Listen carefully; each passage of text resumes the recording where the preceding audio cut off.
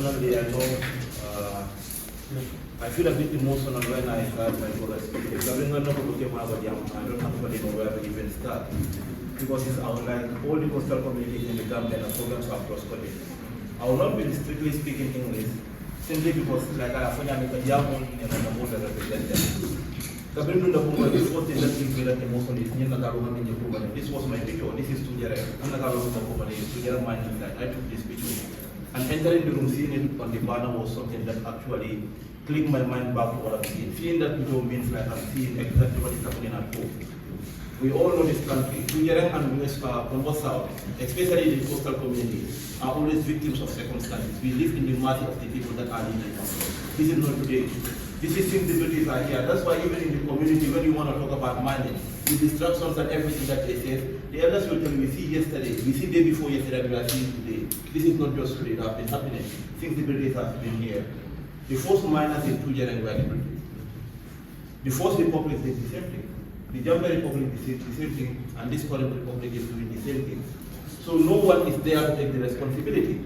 Because maybe after minutes, we are just pointing fingers, opposing blame. But if somebody did something that is bad, you the one there to correct the errors, you are also comparing your bad to that person's bad. Are you thinking? These are some of the problems that we are facing in our community. And it breaks my heart. We are obviously going to have this press conference. The report that they make, the report that they share, was something that been definitely as a person from Tujere. I don't understand. Because nearly all the COS that they say, the claims are fake. No more working anywhere in the Gambia or anywhere in the world, you will think they have did something for my community, but they absolutely did nothing. Starting from the mosque. The mosque project was in 2017. This is when before they even know Tujere. Before they know that Tujere is existing as a community, that mosque was there. We have the first mosque, and we have a scholarship or a sponsor to build a new mosque. It was a full-funded project, and the contract was given to one guy called Lamin in Farah. They demolished the old mosque, and they built a new one in 2017 to 2019. It was inaugurated. But as the community is getting bigger, we have the first floor. It's not enough.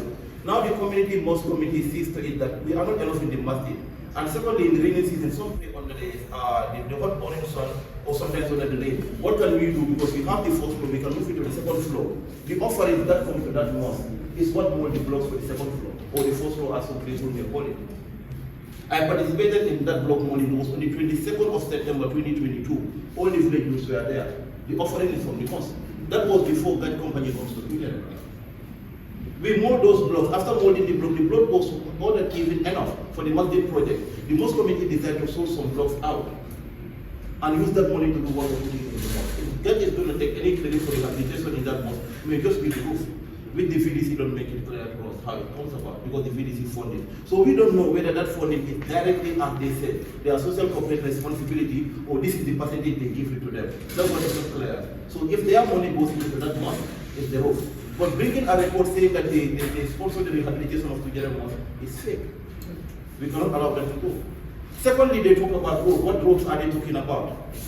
They do not rehabilitate any road in Tujere. The road that goes to their mining site, these roads go to the beach. And this road is only motorable to their trucks. That is what they repair it for. The road was better before the so-called renovation or whatsoever comes around. In the raining season, the place is so muddy because what they put there is pure clay without any other thing. Use the compactors, compact it around, and then their trucks can move out and in. No ordinary community member can use their car and access our beach in the rainy season. The road is just repaired for their trucks. And in the dry season, it's disaster. Because that is small, as trucks are running on it, you see those going anywhere. It's not even healthy for the community. And they claim that they are rehabilitating the road. If they are rehabilitating the road, which road are they rehabilitating? The road that is not even accessible to ordinary people. You cannot walk with your foot to the beach at a certain point in the rainy season and in the dry season. Which road are they talking about? Are they repairing it for their trucks to have access or to the community? There are a lot of claims on their report which I cannot dig into one by one, but as a native of Tujere, I know some of them are not true and most of them are fake. VDC, as we all know, are the gatekeepers of every development in every community, backed by the local government act. They all know that. And when VDC is giving us our reports, go to Zoom Africa TV, year before last, They are present when we are doing the VDC is doing their AGM. Last year they are present with many other, how do you call it, media houses. It's on the media. VDC never mentioned that guys did it. It is on their report, we did A, B, C, this is their recommendations. We clap for them because they do something for our community. But we did not know that it comes through the social corporate responsibility of these people. If that money is the social corporate responsibility, what percentage are they paying them? What benefit, other benefit is coming? Because they cannot just say all their focus on the social corporate responsibility. Did they have any budget that is their recommendation after this? I read that they said they have coconut plantation in Balmain. It was a disaster. I was there. I was curious. I want to know. Can they tell us that location? We want to see the plantation. And they need to understand that tree growing and tree planting is different. Just using 500 buying 10,000 coconut trees, take it to the beach and leave it there without anybody taking care of it. How can they survive? Tree planting and tree growing is different. So sometimes they just make things nice and inside is nobody from Fujer will come and sit on this platform. But I volunteer myself as a sacrificial lamb because this is the concern of the people. And we have to speak the voice of the people. The millions that they pump in, we don't see it. And they need to justify what comes as a social corporate responsibility and what percentage are they giving the government, are they giving the community in percentage and in figures. Because all what we are seeing is figures flying in the air without any development. And next time when they are giving a report, like Manengol Kafonyame, nobody out of way, more than an hour from a Senate, because what other. But people are they've been testing on this for all this I'm saying. So let them not claim. And the Alcalo said, the VDC have it in their report. I have the copy of the report. Because every AGM that I attend, I make sure the report that the VDC did, their financial statement is with me. I have their financial statement and their report 2024. I have their financial statement and their report 2023. Both in soft copy and in hard copy in my room. But never something like GAT sponsoring this was reflected. That means it's from their own coffers with the money that they get from the sand mining. So why are we having two different stories for the same project? There is no buffer. We have less than 7 meters from where they are mining to the seaside. There is no buffer, there is no protection. This is the exact place. If you look at this hill, that is where you have the black sand. Just opposite this one, you don't have any. We have a lot of pictures and we have evidences. We are not just looking as we want to talk. There is no buffer. We want to know, because we as community members, as concerned youths, we follow to see the MOU and the agreement that is between the GET company and that's our community leadership. But we were never fortunate to see this. We want to know who to hold accountable.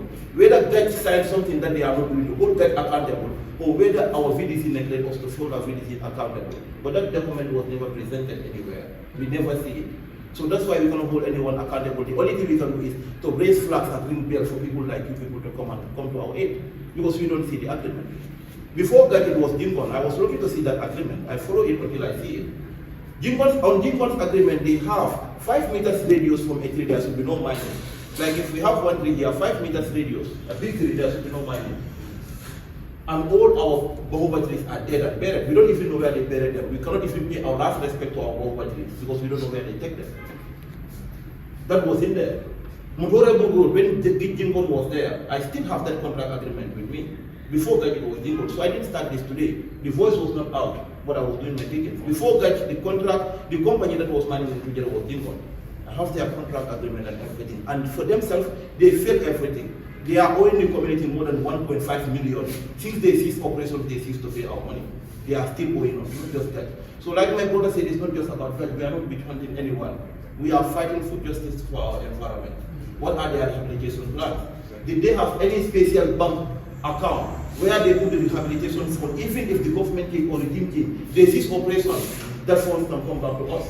Because this is what that goes. We will do this, they bring fake promises. Sorry, Jingle. They bring fake promises to the community and we accept it. We sign contracts. All the things that are in the contract are all tampered. And when the contract is between the VDC and that of Jingle, that comes in, they are owing the community. They don't pay our money. And all the plans that they have for rehabilitation dies like that. We don't want the same scenario to happen. If that is money and they say they are responsible mining, let them tell us where is the fund. How many percentage of that money is going for rehabilitation? Did they have a special account for that? Who is in control of that account? What are their plans? As environmentalists, this is our take. I will not repeat what Mustafa already said about the farmland, about the water, because they are also blamed. Before God comes, a lot of people are mining, and the farmlands, to be honest, are gone. Some of them are gone before God comes. I'm speaking. but I have to speak the truth. We are not victiming anyone. Most of those farmland that we are talking about are women's sorrow. Together, like right now, at first, people have food. In the rainy season, everybody go to the swamps. We normally go flowers in the Gambia here. That's out by the coast. That is the best location. This is where we have our Baramanos and our rice. But now all those ones are gone. If God says that they didn't do that in Tujere, I will confirm that yes, they did not. Because Jingon was there and other companies were there and other foreign investors. All those, that place was on a law before they come. But they aren't really paid. This is what we also need to understand. And in Tujere now, you can be walking around and see wild crocodiles. We never experienced them before. The ones that are in Sajid, the last time I went to Sajid for Sajid, they told me it was by God. I feel like laughing because they don't know how they come about. Yes. When they forget to understand that in the rainy season, all the waters are connected. Exactly. These crocodiles were packed in the big land because he wanted to have something like that he had in Kasam, in Kanilai. So all those crocodiles are there, and now no one is feeding them. Jamaica is gone. They are in that fence.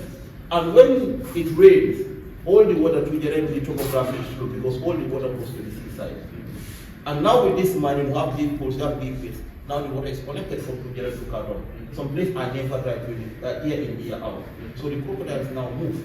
So places where you never experience crocodiles, you see them now today, you say, oh, God brought them. But how did they come about? God did not send crocodiles from heaven to Tujere or to Sadi. So this is the actual problem of the people. We need justice. We need accountability. We need to know how many percent is coming to the community. Social corporate responsibility is beautiful. But what of the place that you are destroying? This is the $1 billion question they need to ask themselves. And that is not just taking this blame, all of them, all the miners that have come. But recently, what these people are doing, I want to see this place filled. That is my main priority. That's why I send this picture to go viral. I want to see this place filled. The biodiversity to come back. And this is not just disturbing the community, but it's also disturbing the youth. Everybody is talking about the illegal migration. But what are the push and the pull factors? These are things that we need to think about as a country. Monies are pumped, IMO and all that, there's no backway stuff, we try to motivate each other. We as youth steps, we do. But what are the push and the pull factors? I am from a local community in Tujere. I have my big bar restaurant by the beach. Europeans that normally come to the Gambia come for our green things. Some of them are both in Senegambia because that is where you have all kinds of northern everything. They want to come to the inland to at least enjoy. But how can they be enjoying at the beach when there is a big mining? At the end of the day, noise. No biodiversity because even the big bird owners complain about that. By then we have a thick forest in this place. You have a lot of birds and animals. Bird watchers are attracted to the environment. But now all the tourists that are coming for bird watching are actually not coming. This is simply because they have no bird to watch. It's suppressing small businesses. And they go behind the scenes. There are some big bar restaurants that you know that they even have to demolish part of their big bar restaurant and give them a new building just inside, taking them by the coast. Giving them some money behind the scenes, trays of countries, building towers for them. Oh, what did that make sense? You destroy my big bar restaurant, you build a tower for me. Who is coming to the beach just swim in that, to take part in that tower when they don't even access the beach? Some of them will sound talk. At the end of the day, they give you something behind the table. You are mute forever. You are mute forever. So, if I want to speak, I will speak till tomorrow. I think I just have to end it here. But this is really difficult for people of Tujere and that of the coastline. We are victims of injustice. Thank you.